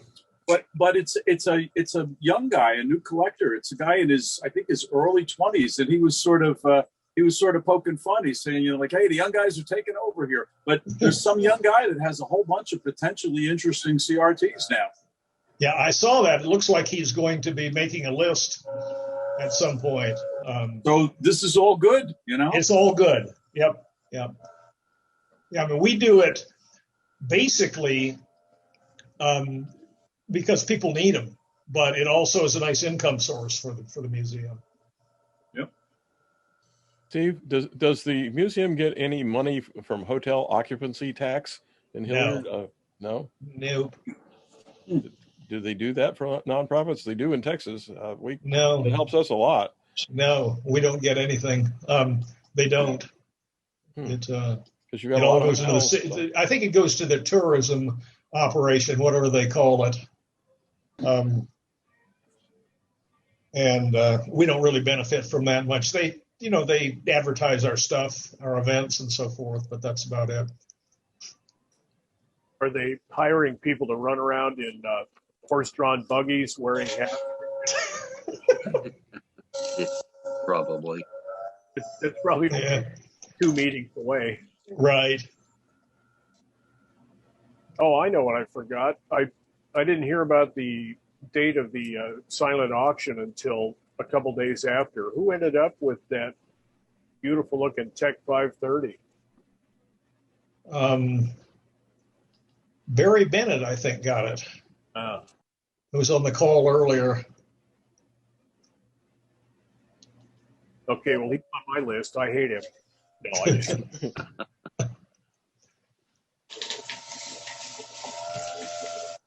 Julian's probably got 5 of them anyway. Yeah. Oh, you're just guessing. It's probably more. I've been to your house, so. Hey, Chuck, you were already off the call. Did the fella who did the Farnsworth presentation last meeting, if you remember that guy, his name escapes me. He, among his other Farnsworth treasures, if I'm remembering correctly, which is always perilous, I think he has a functioning or great shape electronic cam, as I believe you do. Well, we have an electronic cam. Ours came from Chuck Ferris. I know there's one in a museum in South Carolina, I think it is, and it doesn't look complete in the pictures I've seen. And I wasn't aware of another one, but I guess they made about a dozen of them or so it's certainly possible. I have a complete one. Mine's serial number 1. Really? I'm curious to know how many there are left, How many of those were made? Not many. Not many. I understood that there were 3 made. Now, bear in mind, I still have all the documentation from Dumont for those electronic cams. I have all the inter-office memos and pictures and a lot of other little goodies that I'd hope to publish here, but I'm not exactly sure how to go about this just yet. But that I've got a complete collection from Dumont, as far as I know, is the only existent information on an electronic cam. Well, we have some sales brochures for it. In fact, they were trying to sell these to Hollywood people to use them instead of having to process film for dailies, so that the director and so on could actually see what they were shooting right then and there, which is what Hollywood eventually did. But it was a lot after Dumont. In fact, in some of the stuff we've got, it talks about you could put color reversal film in the camera and make black and white prints off of it right now. But in the future, when color takes off, you'll have color versions of your TV show. It's pretty forward thinking for them. Was that ever done? Was color film ever used in an electronic cam? I don't know. It had to be really expensive if it was. Not that I know of. I've never heard of any. Was that 35? Was that 35 millimeter? They used 2. Mine's a 16 millimeter, and there was a 35 millimeter. Yeah. And I'm not sure what happened to the 35 millimeter, unless they switched the Airflex cameras in them. Well, I think you could do that too, because it's just an Arri camera inside the thing. The one we have is a 16. And Jackie Gleason used that system. Yes. Who else ever used it? Captain Video. Yep, that's right. Captain Video. Jackie Gleason was the last 37 episodes in it. And if you'll notice, those 37 episodes are high definition. They just have a better character, because the other ones, were filmed off of a CRT there. Yeah. When they were doing they actually look really good. You can see some of them on YouTube and stuff, and they actually really do look good. It was a much better system. It was certainly better than until videotape came along. I think they still used them. Didn't Gleason use them even in the CBS era? I think they did. I think they did. I think there was a tail end of that going on. Yeah. Until the videotape happened. Then footage is all lost as far as I know. Well, his big deal with CBS was pushing him, dragging heels into color for the Jackie Gleason show. Yeah. I think he liked, at the time, the Norelcos were pretty good. I think, didn't he buy PC-70s for it? Or nobody else is really pushing color, which segues nicely into my other question. I had heard with the Dumont system that Gleason was kind of hand in hand with Dumont, or proposed it, or he certainly didn't design it. But was he just an end customer, or was he involved with pushing it? Jackie Gleason was their main customer there for Dumont there. And when people said, "Oh, don't go to Dumont, they're just a little doofus little thing, go to CBS, et cetera, et cetera." But Jackie Gleason, the Honeymooners and Captain Video. There were several shows there that they were their major stay there right there. So he was pretty tight with them. Yeah. And supposedly he's the one that proposed the idea. He seems to get credit for it anyway. That's what I had heard. I just wondered if I had it sideways or something. No, that's my understanding too, is that he was the one who came up with the idea because he didn't like the look of the kinescopes. He apparently was a little deeper than most people give him credit for. And I believe he moved to Miami Beach so he could do color on his show, because he got a deal with the Miami Beach Civic Center or whatever. And I don't know if the cameras were his or not, but I'm pretty sure they were Norelco's. That's they were. Yeah, because nobody bothered doing it. And I know the actors at the time it was very unpopular with them because they didn't care one way or the other. But the early color cameras were so slow, it took one hell of a lot of light. And the studio, the production. 1,000-foot candles or something was pretty standard for some of the early cameras. And I worked at a TV station back when I was in college that had been air conditioned and lit for incandescent lighting and 1,000-foot candles for the cameras. And by the time I got there, they had GE PE 250s, which worked well at 400-foot candles, and we had quartz lights. And one summer, they upgraded those cameras to PE 350s, which needed 200-foot candles of light. And we had to wear ski parkas in the summertime in the place, because the air conditioner would cycle on at 72 degrees and it'd take it down to about 50 in about 3 minutes before it would cycle back off. It was a real good job of over air conditioning, but it made a big difference. 200-ton air compressor. Well, it was a water cooled system. It had this giant cooling tower outside. I mean, it was gargantuan. That's what we had at our station, a big chiller tower with augmented, big Freon system to fill in. But well, and this was Texas heat too. So, you go back out to your car to go to lunch, it'd be about 140 degrees inside your car with a black interior. And it was breathtaking, to say the least, going back and forth between the two. Is our West Coast and predominantly Southwest heat waves sneaking into Texas on you? Oh, it's been hot, and it's been the humidity festival too, which makes it even better. There's nothing quite like 95% humidity and 95 degrees all at the same time. The first time I experienced that was going out to visit some friends in Boston, and we were going out to the Cape. And honest to God, we got off the airplane at Logan, and I walked out of it was all air conditioning up to that. The doors open. I wanted to just go back in the terminal and get on the plane and leave again. Well, New England, Boston's no stranger to humidity. I grew up around there, and the other memory was when we did the Republican convention. 80. So it's when what's his name who couldn't spell was there, and they had a bunch of, as they called them, Jello couriers, but those Gilco trailers set up for us out there for TV. And I went by a bunch of them, and the condensate tubes looked like a overflow tube. There was water. It wasn't dripping. It was pouring out of those things. We had to get in, and all the people we had the same problem. We were pretty much pneumatic stuff, 800s and 810s. You had to crank it, and they did that for us which was very nice. The people who got there first in New Orleans had to go into the trailer, and they had to run the AC for about 2 days before they'd come out of head alarm, stiction alarm. Great. Before they could run them, and some other good souls started us up for us. And that was the evidence of the water. I honest to God, I thought there was an office cooler overflow. It was just condensate. Is that New Orleans? Yeah, I think New Orleans is the record. I went down there, never been there as a total rookie. And in the afternoon, as I'm certain Chuck, you probably get the same stuff. It was just, you get up in the morning, we were staying at the Omni across there, and it's already like 100 and 100, both numbers, early in the morning. And you go through they really had the dome down there cranked down for TV. But in the afternoon, on the first day I was in town, all of a sudden the big, huge afternoon thunderstorm, and it poured rain, and the temperature dropped. And I said, like an out-of-town rube to some guy down there, "Oh, that's great. I knew it would finally break." And he goes, "Yeah." He says, "What's going to happen is in about half an hour, it'll stop raining. The sun will come out and boil all of this crap right back into the atmosphere, and it'll be even worse." Yep, that's right.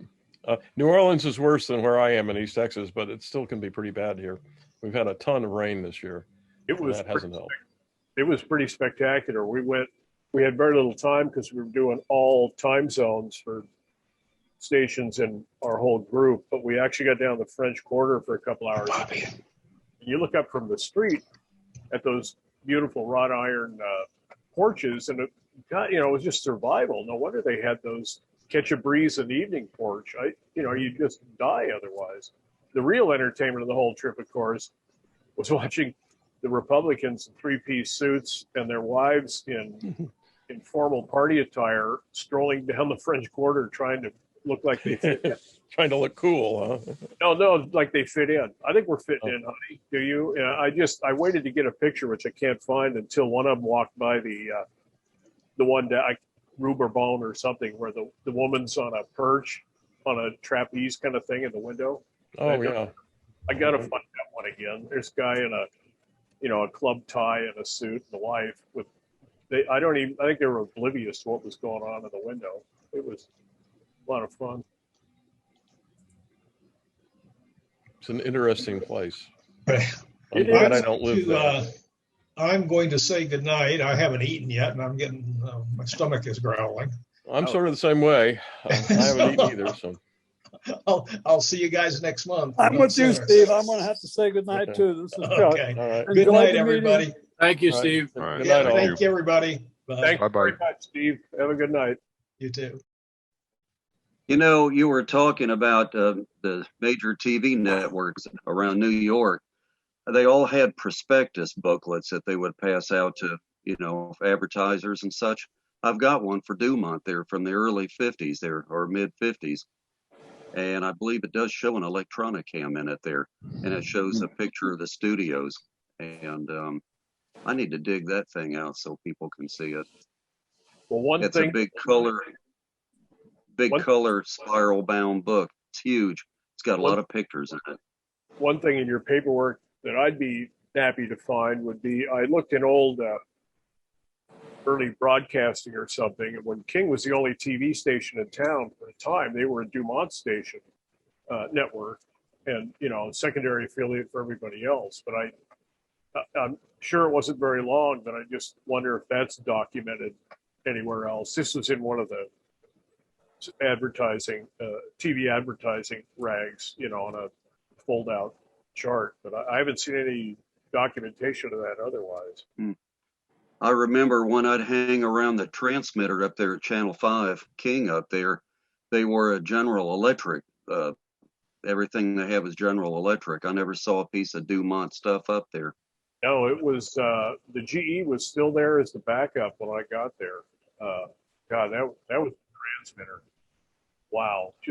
What year was that when you got there? I was a late adopter. I didn't get there till 83, which unbelievably is almost 40 years ago now, but 1983. I remember where King kept their TK1, the Indian head generator there. I remember they had that down there in the bottom. Often wondered, whatever happened to that stuff. I'm sure it was tossed, but I do too, because I asked the assistant chief at the time, who was there for a lot of that stuff, because I was sure interested in finding it, but he said like most stuff, it went to KGW, because they. I hauled away 33 or 35 iconoscope tubes from Channel 5 there. They had them all tossed out in the side of the building. And they were all in their original boxes. We only lived there like 3 blocks from that transmitter site.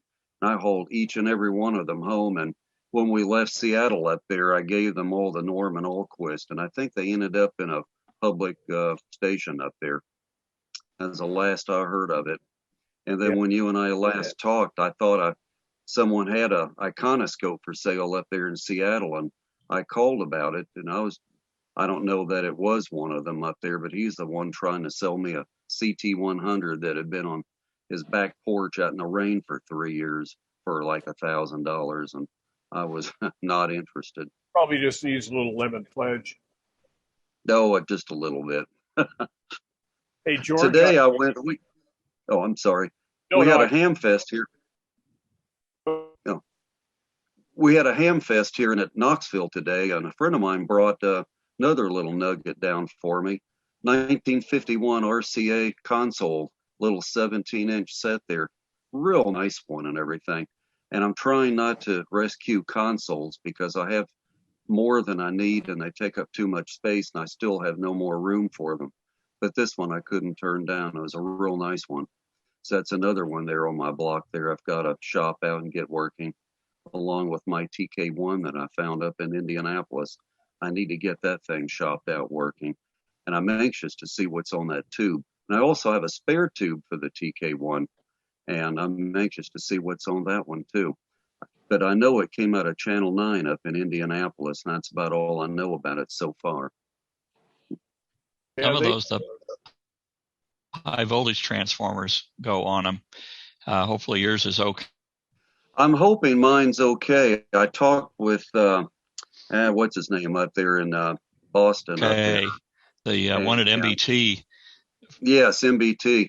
And they had a transformer problem with it. But the nicest thing about it, the outfit that wound the transformer for them has all the specs on it. So that'll cost me about half the price of what they paid because they had to, dissect theirs to figure out what it was. And he said they have all the info. So if I need a transformer for it, I can get one for probably a couple $100. Wow. If there's anybody doing them, whatever they did, somehow they wound up needing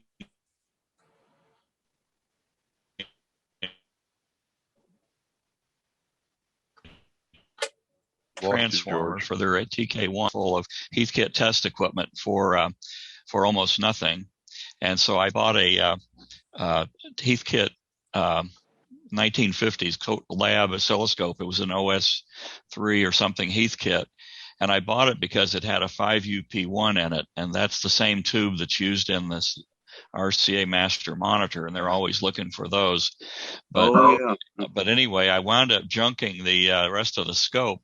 But I kept the high voltage transformer for it. It used a 1V2 rectifier on one end of the winding. And so anyway, their TK1 transformer, they needed a replacement. And so I sent them that one and Jay Ballard put it in. And it worked just fine. It has to, stick out the back a little farther than the original, but it was exactly the right characteristics. Transformer for the voltage they need. Trunk Heathkit scope. I think somebody on eBay had a 5UP P1 or something. They thought it was extremally valuable. They were wanting several $100s for it, touting it as a. I got one for free, brand new, up at the Wall, New Jersey thing that they had. Yeah, New Jersey seems to have all the goodies up there. Funny thing. His backyard. So I'm looking for them, but I think they got enough now. Yeah, we do seem to trip over it. It makes up for some other things, I guess. I know. I always see the gear people trip over back there on that coast, and it's like, wow, I never see that kind of stuff out in the left coast. Well, walking into somebody's basement at a house sale and finding pre-war TVs, which I've done 3 times now, it's just like, I must live right. I don't know. You remember Harry Poster up there? Yeah, anybody? He found all kinds of neat stuff up there in the past, and he found one guy that was with RCA, and this guy had all kinds of the buttons and stuff for manufacturing tubes and stuff. And I bought a bunch of stuff from him. I don't know what I can ever do with it, but I just wish that when I was in high school, we had a tube rebuilding plant here in Knoxville as Paul Mercer. And I learned every aspect of building a picture tube. And when he went out of business, I had a chance to get all of that equipment. He had 2 lathes, and those things weighed a ton. I mean, they were heavy duty. And I wish I'd saved all that stuff, and the bombarder and the ovens and stuff. And I could, and if I did, and if Superior Tube Company was still in business and making gun mounts, I could have been building tubes. But at the time, I thought, now, what are we going to do? There's enough people out there doing it. Little did I know that. I remember being amazed. There was a place in Carteret here, and I went to visit the guy back in the, I don't know when it was, in the 90s at some point, the early 90s. They were still redoing picture tubes, and I just remember the guy was sloppy, and yet it still worked. I mean, it was so primitive to rebuild a picture tube that I was just amazed. And he'd store the tubes outside on the lawn, face down. That was his inventory of used tubes yet to be rebuilt. And inside the place was inches deep in broken glass. I mean, it was a hellhole. And yet those tubes worked great when they came out of there. I remember how many had spiders running along the shadow mask after they spent time in his yard. Philips was based here in Knoxville. Philco, Sylvania, and Magnavox, their world headquarters used to be here in Knoxville. And when they'd get returns, warranty returns on their picture tubes there, we would build them for them. We'd build them, then they'd use our rebuilt tubes as warranty replacements for a while there. And I've got some stuff from Magnavox up there. They were experimenting with wanting you remember when Mitsubishi was building a 35-inch tube there, a set weighed a ton. Well, they bought a couple of tubes there from Mitsubishi, and they were experimenting with. And anyway, they decided not to go on.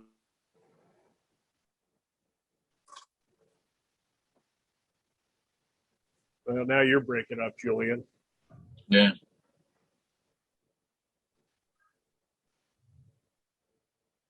Well, I mean, there's a lot of interesting things that happen. I remember when, we were lucky enough, we got into the RCA when they were closing the David Sarnoff library. I got all kinds of weird things here that, we literally fished out of the trash. I got basically an Image Orthicon kit, an unbuilt one. I mean, that's a pretty unusual item, at least from my perspective.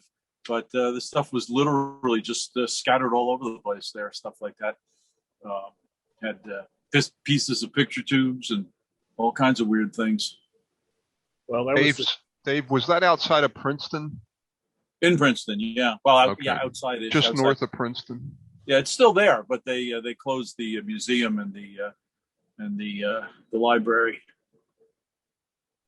That was. But it's still a research center. There's still a research center there. When we were there, we were emptying the place out in 2009 because the Sarnoff Corporation had, in their ultra corporativeness, decided that they were no longer going to support the museum and the library, and they gave Alex Magoon a month to find a new home for all the stuff.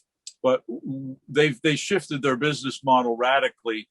While we were trying to go in and save all the paperwork and all of the artifacts, we kept bumping into Marines with automatic weapons who were basically guarding the hallways because it was all military research at that point. And they always gave us the hairy eyeball because we must have looked pretty suspicious. Do you know Lytle Hoover up there in New Jersey? Up there, he was the RCA sales department up there for studio cameras, and he said that. No, I wish I did. Well, when RCA was taken over up there, they had to destroy $100,000 worth of inventory every month up there. And he had a TK-41 up there that was, brand new, a complete chain and everything. And he said he wanted to keep that thing. Well, he came back one day and it was gone. Found it. They were hauling that stuff out there to the dump and taking an axe to it. A brand new TK-41. He was mad, not to mention sick. But well, they were required to destroy it. Yeah, they were. Yeah. Yeah, they were. He said that they had to destroy like $100,000 worth a month up there. I don't know what the deal was. And I remember, I'm bad at remembering names, but a local engineer here in Knoxville, he went through their school up there and on the tail end of their camera school up there. And he said before they had just gotten into making the TK-78s. That would have been the last camera that they would have built. And they didn't make them. But he said that they were already up there destroying stuff, but they were giving away parts of them, like video amplifiers and such. Well, if you were in the right place at the right time, I mean, again, we were there. They were, they were literally throwing stuff out, and they say, "Here, put this in the dumpster." So, we're all good trash pickers. We all put it in the trunk of our car instead of the dumpster. I got absolutely. I got just dozens and dozens of the most amazing things there. But one of the guys, Jim Mortonby, I don't know if that name rings a bell for anybody, but Jim was an engineer for a short period of time at RCA Labs. And one time they were cleaning out the basement, and the basement of that place was just unbelievable. And that's where the trinoscope that's in the museum originally came from. They said, "Well, we're getting rid of that," and he said, "Well, you have to buy it from us." He says, "Oh, all right, how much you want for it?" They said, "Well, a symbolic $1." So he gave him $1, and I think he carried that up the stairs himself out of the basement. No matter how much it weighed, he says he put that in his truck so fast, and nobody knew or cared at that point what it was. This was back in the probably in the 80s or the early 90s, and they were just getting rid of it. Junk. I thought the guy that got that projector there was what's his name out of Chicago there, Danny Gustafson. And I think he still owns that thing that's in the museum now. It's not really museum property yet. I think Jim sold it to Danny. Jim sold it to somebody, and Jim always plays it pretty straight with me, but he would never tell me what he got for it because it was a totally embarrassing amount of money. Well, this guy inherited it. He got all that stuff from Danny Gustafson up there. Mm-hmm. And anyway, it was still for sale here the last I heard about it. Ooh. And I went up there and I bought stuff, but they just were wanting outrageous prices for everything. But I did get my TM10 monitor back that I let Gustafson have there for a while. And also in Indianapolis, where they had RCA there, every time I go to a ham fest up there every year in Indianapolis, all of the RCA guys that were up there, they had all kinds of stuff, in quantity and stuff selling it. That was a lot of fun. Yeah, but stuff still shows up here. I think I'm trying to remember the model number. I think it was a TM5. What was the monitor for the TK10 camera studio monitor? Like a TM5, I think. TM5 was the first one, and then TM6. Somebody showed up. Somebody showed up at InfoAge 3 days ago with one. Said, we don't want this. We don't like it. Would you guys like it? And so one of the guys sent me a note. And he said, "I figured you'd kill me if I said no." And I said, "Yeah, you're right. I would have killed you if you said no." Is that a trick question there? Also, I've got something else in my collection. I've got a 19 Dodge Root Van. It was originally owned by WGN that they used to televise their Cubs games with. And then it went to one of their sister stations up in Wisconsin. And it was donated to a college up there. When they found out that how cumbersome it was to operate, they surplused it. This guy bought it and he was going to turn it into a camper, but it never happened. Although it's very rusty, it's a complete thing except for the microwave dish and the cameras that were in it, which were TK11s. But it has all of the 4 CCU units in it, and 2 of them were remote units there. And it's still an intact van, and I'm debating on what to do with that. I'd like to do what Conrad did down in Texas. Anybody with any common sense is desperate to get rid of stuff like that. So yeah, we're happy to get it, right? It has a Western Electric board in it, with a microphone back in there, and but I've still got that. And anyway, everybody that had something to do with that van was still living at the time, and I talked to each and every one of them, and they'd tell me stories about driving that thing in the snow up there, going down a hill. It's a 1952 model with a single acting brake system in it, and going down an ice slick hill up there. I bet that was fun.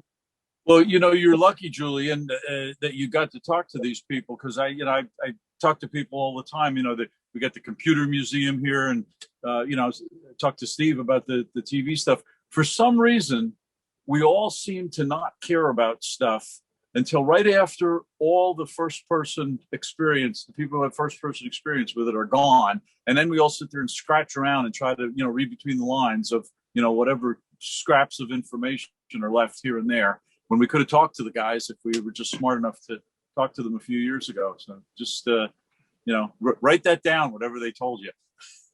When I lived in Seattle up there, I'd hang out. I'd have to walk. I could walk by either one of the three networks up there, the transmitter sites, and two in particular that I would hang out, which was Channel 4 and Channel 5. That's King and Como up there.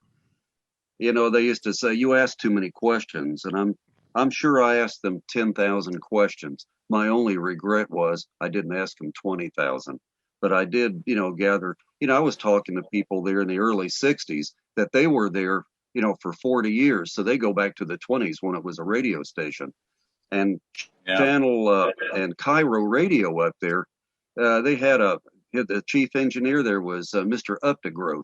He was a little small Geppetto-like fella, an older guy, really good to me, to give me tubes and stuff like that. And I'd ask him questions, and he was there when Cairo was back there in the 30s and possibly the 20s. And they'd let me go back in the studio and play with the tape decks, and, when they weren't on the air, live or anything. And, it was just fascinating. And, where else could a 10 or 11-year-old boy go and walk into a radio station and play with their equipment and hang out at the transmitter site? And that was before they invented lawyers also. Yeah. But, I never got in any trouble or anything up there, and I learned a lot, and they'd let me check voltages. And that's back when they had those consoles out there with those monitors in them. And anytime the plate voltage was turned on, there had to be a first-class engineer up there, had to be on site. So I was there after school every day, and that's where I met Norman Ahlquist up there. He built an I/O camera when he was 14 years old, and he gathered up Dumont, GE, RCA TMs, up there, and he picked out the best circuits that he liked. And he actually built it worked very well. And I just by accident, I was selling a ship's binnacle one day, and the guy that bought it was from Seattle, Washington. And of all the crazy things, he has a sister that lives here in Knoxville. And we were chatting on many items up there. And I know Norman Ahlquist said I could have a whole bunch of stuff to include computers, like an old DEC PDP-8 and stuff. And I was trying to figure out a way to go to Seattle and rent a truck or something, or bring it all back. That's a 4-day trip, to drive it, and it'd take you a whole week to do it.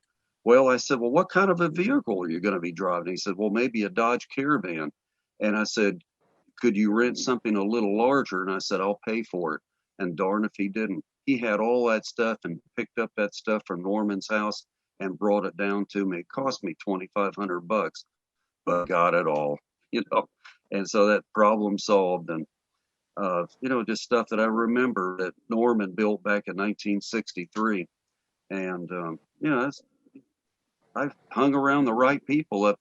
And Norman up there, he worked down there on the wharf down there, and he was repairing ships' radars down there when he was 12 years old. His dad was an engineer with Boeing, so he was an incredibly intelligent family there. But I learned a lot from Norman. His basement, my dad would never let me do stuff like Norman's dad would let him in his basement. His basement was full, so I'd always hang out up there at Norman's, and he'd build stuff, and I still have a few items that he built there that I saved over the years. But kids today, millennials, they barely even know how to change a battery in something. You got his image orthicon camera. Were you able to get his image orthicon camera? Oh, I'm sorry. Say that again. You dropped out again. Oh, sorry. Were you able to get that image orthicon camera he built? Yes, I have it. I'm sure all the capacitors needed to be changed. I remember I junked an old TV set that came from the Bon Marché up there. I guess it was a contract marketed month set or something. But anyway, when I gave Norman the chassis, he used the flyback out of it for the viewfinder. And I've got this camera. It's 100% hand built. He entered it in the science fair up there at Seattle. They had it down there at the base of the Space Needle up there. And I remember he was using it there. And then they sent him to Albuquerque, and then they sent him to New York City for it was the national, science fair thing. And he actually had that thing on the air up in New York City, and talking to the engineers up there, they even gave them power supplies and stuff up there they weren't using anymore. But I've got that camera, and I highly treasure that thing because that's part of my life there that, from 1963. But can you imagine a 14-year-old kid designing an I/O camera that not only understood it, but he didn't like a lot of the designs that GE was using in RCA, and he went through picking out designs that he liked and incorporated them. And that camera, it worked really well. I mean, it was live on the air in New York City and Albuquerque, and he had a switch on it that flipped the picture upside down. And they said, "Well, does it have any tricks to it?" And he says, "Yeah." He says, "I can turn you upside down." That was a big deal back there in '63, Yeah. But I've got to get that on display here. I've got it over at my other warehouse there, and a lot of the computer stuff he gave me. And see, I had a fire here 6 years ago, and due to a defective Sears Craftsman air compressor, burned my building down with a recall on it for, guess what? Fire propensity. But unfortunately, Tennessee has a 10-year statute on product liability, and I couldn't collect anything from Sears, and certainly not now. But anyway, I lost a lot of stuff in the fire there that I didn't want to lose. I lost the controls for my Dumont electronic cam in the fire, and I lost a lot of computer stuff. I had a nice PDP-8 system and computer stuff there, just gone. And I just hate that. But anyway, Norman replaced a lot of computer stuff that I lost, and I'm still looking for some of those tape decks. If you remember those old computers that had those 12-inch reels of half-inch tape, and I got some of that stuff from Norman that came from Boeing, I think. And that's just a lot of stuff. If I can just start making some more room in my new building there, I've got pathways in it, trying to make it into a museum where people can actually congregate there. And I just, inside of like 3 years, I've managed to fill up a 6,000 square foot building. I mean, fill it up with a lot of stuff there. But it's a work in progress, and I got a friend coming to help me tomorrow there to make some room for this set that I got today. So we'll see. Yeah, I can't kind of access you got, Julian. That's a long gone time. The whole time I was at the transmitter, I tried on a couple of occasions to bring people from the Ham Club in and show them really real legal limit transmitter, and they just wouldn't even consider. Of course, we were on our third corporation by then. So you mentioned stuff like non-employees in a building like that. All they hear is humming. Oh, yeah. Well, here in Knoxville, we have, it used to be, what do they call it? We have a guy here in Knoxville, Ross Bagwell, and I'm sure all of you have heard of HGTV. Well, he invented that, and it's a huge building that he built, and as Bagwell Communications, it's been sold out to, I think, Nickelodeon, somebody, one of those things. It's been sold several times since, but Ross Bagwell's still living. And anyway, Ross Bagwell here in Knoxville, he was producer for Howdy Doody way back when. He's got pictures and souvenirs. And in his office, his daughter now runs River Communications. She's married into the Haslam family. The Haslam family owns Pilot Oil Corporation, and they're pretty well heeled there.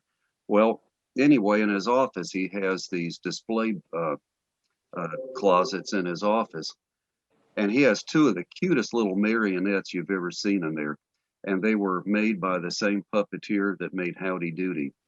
And he told me that he paid $20,000 a piece for those things in 1955. So apparently he was making good money when he was a producer in New York.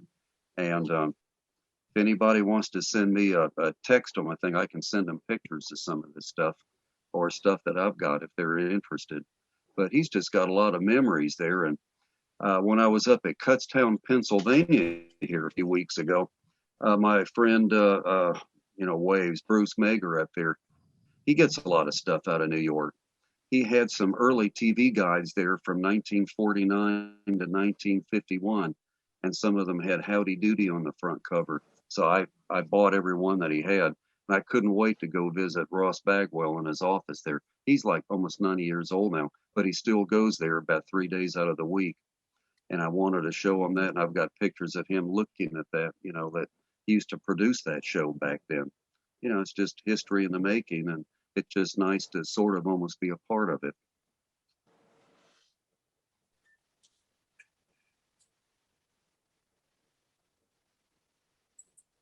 It's a lot of history around everywhere.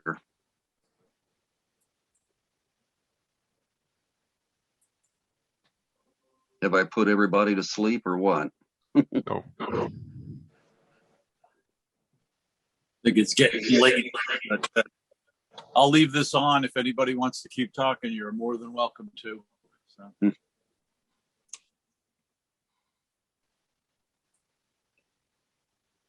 Has anybody got my email address if they want to email me for any reason or want pictures or something or photographs of a Dumont Electronicam memorabilia or anything? Well, I'd sure like to hear if I find any reference to King, that's for sure. I mean, I never saved any paper from King up there. There just wasn't any up there at the transmitter site. I mean, in any reference to Dumont, I'd like to nail down if they were actually Dumont. Yeah. I never saw anything like that when I was there. It was all General Electric stuff up there. Oh, yeah, but I mean, I thought you had they never had Dumont equipment, but they were in the network if you had any Dumont paperwork. Before I forget that too, George, you asked me a question and I just went off on a tangent and rambled about somebody. I think you'd heard somebody in Seattle had a pair of TT5s, one doing visual and oral or something. I talked to a guy who was up there before me last week, and all I know is it wasn't us, but I'm still looking around to see. I got the answer on that. I messed up. That was KGW and Portland. Oh, I never knew that. That had the 100,000 watt that RCA built for them, and they had their reasons of why they wanted to run so much power on VHF, but they used a low gain antenna and ran really high power.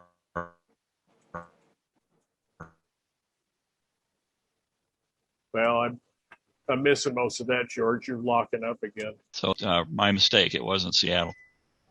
Yeah, I missed a lot of that. You were locking up again, but that makes it easier to find because they were in the family, as they say. I wonder if I know some stations went with a lot of power, a lot of input, and lower gain antennas to cut down on the directivity, better blanket coverage in their Class A. I wonder if that was it. Yes, exactly. Oh, okay. Plus, KGW always wanted stuff bigger than King. They really got tired of hearing about what we had, even back then. I was going to ask Dave Sika a question. Do you know a guy named Max Moeller at Hagley Library, or do you have any connection with Hagley Library and their archives? I don't. I've met a few people down there, but I don't have anybody that I'm old drinking buddies with. Alex Magoon is the one I know who's most closely in touch with them. Do you know Alex? Okay. Yes, I do. I haven't seen him for years and years. Not since the library went away up there at the Princeton. Do you have his email or address or his phone number? He's pretty reachable and he's really good at getting back to people.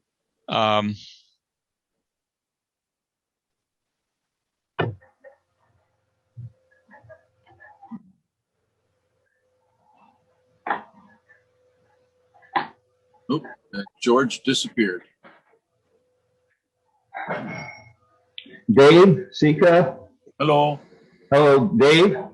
Yeah, I'm here. This is Roy. I'm with Joanna. Hi. I think we met at the history museum. on that. Am I coming through? Yeah, hang on for just a second, George.